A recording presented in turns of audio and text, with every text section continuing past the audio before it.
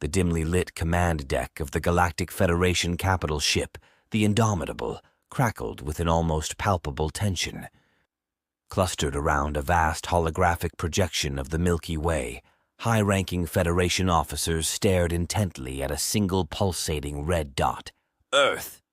Admiral Xirax, a Zillion, his scales shifting to a sickly green hue with unease, broke the stifling silence. These humans, they have exceeded all expectations.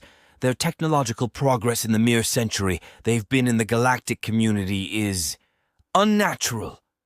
His voice rasped like stones grinding together. Admiral, interjected a smooth, feminine voice, are you suggesting fear of these creatures? They are primitive. They only just mastered faster-than-light travel. Commander Laris, a feline Syrian, flicked her tail in disdain, her fur sparkling like stardust. Xirax's scaled brow furrowed. Primitive, yes, but their advancement is exponential. They are adaptable, innovative, and ruthless when cornered. And Commander, he spat the title like it was poison, I assure you, fear has no place in this assessment, only cold, logical concern for the future of the Federation. A ripple of agreement surged through the assembled officers. Humans were a destabilizing influence with their seemingly boundless energy and ambition. They questioned the status quo and challenged the Federation's long-held power structures. And they were uniting the disparate, downtrodden races like no one before. On Earth, hidden beneath the bustling metropolis of New York, a different scene played out. Captain Kane, it's time. A grizzled man with eyes as stormy as a hurricane looked up from the flickering intel reports. Alex Kane wasn't the kind of man you'd pick from a crowd, unassuming, built more for endurance than raw power. But his eyes held an intensity that burned hotter than a supernova.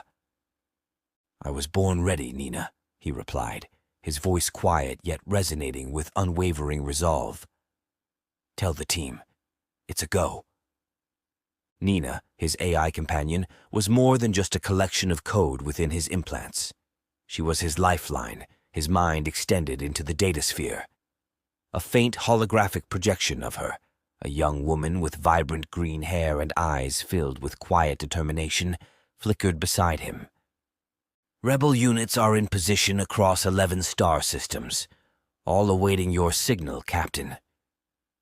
Kane took a breath he didn't need, a residual habit of a species not so long ago bound by biology. The Galactic Federation has held the galaxy in stagnation for too long. They profit from oppression. But today... He looked up, meeting Nina's projected eyes. Today, we light the signal fire. The bridge of the Indomitable seemed to vibrate with a rising current of malevolent anticipation. For centuries, the Zillion-dominated Federation had ruled with an iron fist, keeping the myriad races under their collective heel in the name of order and stability. Humans, with their chaotic brand of progress, were a wrench thrown into that well-oiled machine.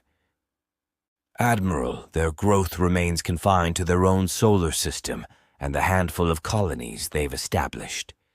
They are a localized threat, at best, Commander Laris pointed out, a flicker of satisfaction in her gem-like green eyes. For now, Xirax hissed, his voice echoing in the vast chamber. But they already infiltrate our politics, our trade routes. Their aid missions to underdeveloped planets breed dangerous ideas. Dissent, unrest, rebellion. The humans crave acceptance, Admiral, purred a voice like molten metal.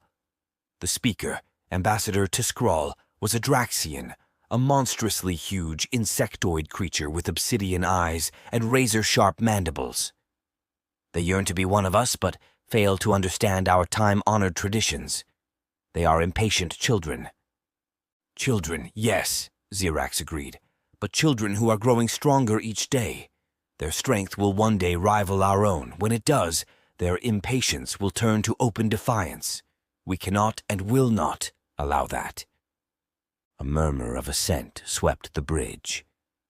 The officers from one of the Federation's ruling races had been carefully selected, They all shared a deep-rooted fear of this upstart humanity. Fear and the ruthless pragmatism that such fear bred. Xerax turned his reptilian eyes to the glowing representation of Earth. "Prepare the extermination fleet," he ordered, his voice grating, final. "The human irritant must be wiped from the galactic map." Meanwhile, Alex Kane addressed a diverse array of aliens hidden deep within Earth's subterranean rebel base. There were slender, bioluminescent Orions, known for their intellectual brilliance, and hulking Thraxian warriors, whose very presence seemed to vibrate with battle lust. Each race had tasted the Federation's oppression, and each now wore the mark of the rebellion, a defiant crimson streak painted across their faces. "The Federation thrives on dividing us," Kane said, his voice ringing clear. "They pit us against each other, fuel petty conflicts across the galaxy to maintain their dominance. But we are not enemies. We are comrades, bound by shared oppression." A defiant roar echoed through the chamber. Humans and aliens stood shoulder to shoulder, a scene unimaginable mere decades ago. "Today, we show the Federation that their time is over." Kane slammed his fist on the command console, the holographic star map shimmering in response. "Today, we take back our galaxy." Aboard the Indomitable, the extermination fleet warped into existence at the edge of Earth's solar system. Hundreds of sleek warships, bristling with devastating weaponry, fanned out against the backdrop of the Milky Way. They were a testament to the Federation's military might, a chilling declaration of their intent. Admiral Xerax watched impassively as the ships fanned out, targeting Earth. This was not a war, it was pest control. "Deploy the viral swarm," he ordered. The plan was brutal in its efficiency. They would release a bioengineered virus precisely tailored to human physiology. Billions would die within hours, a swift and merciless end to the threat. On Earth, however, Alex Kane had anticipated this move. "The Federation loves its theatrics," he scoffed as frantic warnings filled his implants. "Nina, countermeasures." "Biological shielding protocol engaged across population centers," she replied instantly. "Planet-wide orbital scans in progress. Viral signature isolated. Counter-agent synthesis commencing." Across the globe, fortified domes shimmered into existence, energy barriers humming in a symphony of defiance. Humanity would survive the first onslaught within those domes, a testament to Kane's foresight and Nina's computational brilliance. Back on the Indomitable, the mood shifted from cold anticipation to outright shock. They are shielded," Commander Laris snarled, her fur standing on end. "The humans should not possess technology like this." "Impossible!" Ambassador Tiscrawl screeched, his voice rising in anger. "Their development is far too primitive." Xerax's scaled face paled, but his voice remained chillingly calm. "Prepare the siege cannons. I gave the order to exterminate, and exterminate we shall. If a virus cannot eliminate humanity, we will erase them from existence the old-fashioned way." As the extermination fleet surged toward Earth, a single ship peeled away. It was a small, unassuming vessel marked with the rebels' crimson streak. From deep within it, Alex Kane plotted his first move. "Nina, it's time for the Fly to enter the spider's web," he said, a grim smile playing on his lips. "Target the Indomitable. Get us as close as possible." "Acknowledged, Captain. Strap in. It's about to get bumpy," Nina's calm AI voice replied. The zillion cannons roared to life, cutting through the void towards Earth with planet-searing beams of energy. The shields rippled and groaned. The humans had bought time but not victory. Xerax watched with cold satisfaction, his reptilian pupils contracting. "Witness the end of these troublesome creatures," he hissed triumphantly. Yet, even amidst the chaos, a flicker of unease gnawed at him. A single human craft, foolishly defying the Federation's wrath, was hurtling directly towards the Indomitable. A suicide mission? An act of maddened defiance? Before he could analyze it further, the rebel ship vanished with a ripple of distorted light. "Impossible!" Laris snarled. "No ship that small possesses cloaking capacity." "They've bypassed our shields!" Skrull roared, his antennae twitching as ship-wide alarms blared. "They're inside the ship!" The bridge erupted in shouted orders and terrified shrieks. The fly had indeed infiltrated the spider's web, but what consequence could it possibly deliver? Alex Kane moved through the Indomitable's maintenance corridors with the fluid grace of a shadow. Years of training had honed his body, but it was Nina coursing through his neural lace that was his true weapon. "Override access protocols, sever internal communications," he whispered, each word a surgical strike. The massive warship was being blinded and compartmentalized. With each step, Kane and Nina were plunging a knife into the beast's heart. It was sabotage on a scale never dared before. Xerax, surrounded by panicking subordinates, felt the ship lurch beneath him. "Damage report!" he bellowed, his voice cracking for the first time. "Weapon systems offline, engineering unresponsive, propulsion faltering." The cries echoed back, laced with growing hysteria. "The rebel is on board!" Laris clawed at the control panel. "Find him! Eliminate him!" But finding him was like hunting a ghost.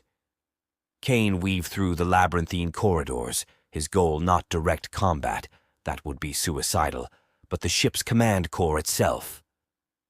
"Admiral!" Skrull shrieked, pointing at a sealed blast door. "He's heading for the bridge!" Xerax felt his scales flush with fury. This wasn't a mere attack. It was an insult. A human, a single insignificant human, was dismantling the Indomitable from within. The blast door slid open, and Alex Kane stepped onto the bridge, a whirlwind of motion and lethal intent. He glanced at the scene, chaos, fear, and a perfect target. "Xerax," he murmured, his voice surprisingly soft amidst the maelstrom. "You've made a grave mistake."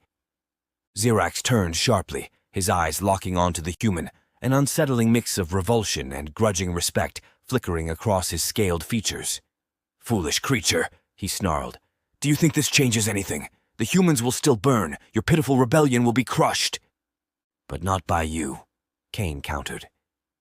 He raised his hand, revealing a small, palm-sized device, its unassuming appearance starkly contrasting to the devastation it held. "Behold, Admiral, the fruit of human ingenuity, a singularity bomb." A ripple of horrified gasps swept the bridge, a contained black hole. Small, but with enough gravitational pull to obliterate the Indomitable instantly. This wasn't war. It was mutually assured annihilation. "You're insane!" Laris clawed at Kane, her eyes wild with terror. "You'll kill us all!" "No." Kane's voice was chillingly calm. "I'm giving you a choice. Your fleet is crippled, your weapons offline. Order the attack on Earth halted, or I activate this." Xerax, the ever-pragmatic strategist, felt a surge unfamiliar emotion. True, gut-clenching fear. The balance of power had shifted in a heartbeat. He locked eyes with the human, his hatred battling a begrudging admiration for the audacity of the plan. "This changes nothing, human," he hissed, but his voice lacked conviction. "The Federation will crush you in the end." Kane shrugged. "Maybe, but the galaxy's seen what we can do. You kill us, you make us martyrs.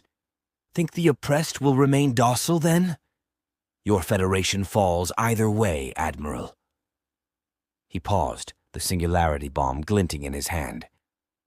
"The question is, do you want to go down with it?" The seconds ticked by, each heavy with the weight of a civilization's fate. Nina's voice rang clear in Kane's mind. "Rebel forces report Federation ships in disarray. We're hitting them on multiple fronts, Captain. They're confused, vulnerable." A muscle twitched in Xerax's scaled jaw. It was an impossible decision. Lose one battle to fight another day, or die clinging to an empire that was crumbling even as they watched. Finally, with a growl that echoed the death rattle of a fallen dynasty, he forced out the words, "Recall the extermination fleet." A wave of relief and a heady sense of triumph washed over Kane. He'd gambled everything on the slimmest of chances. With the immediate threat neutralized, the tide of the war had irrevocably changed. He lowered his hand, pocketing the singularity bomb with deceptive casualness. "I suggest we negotiate, Admiral.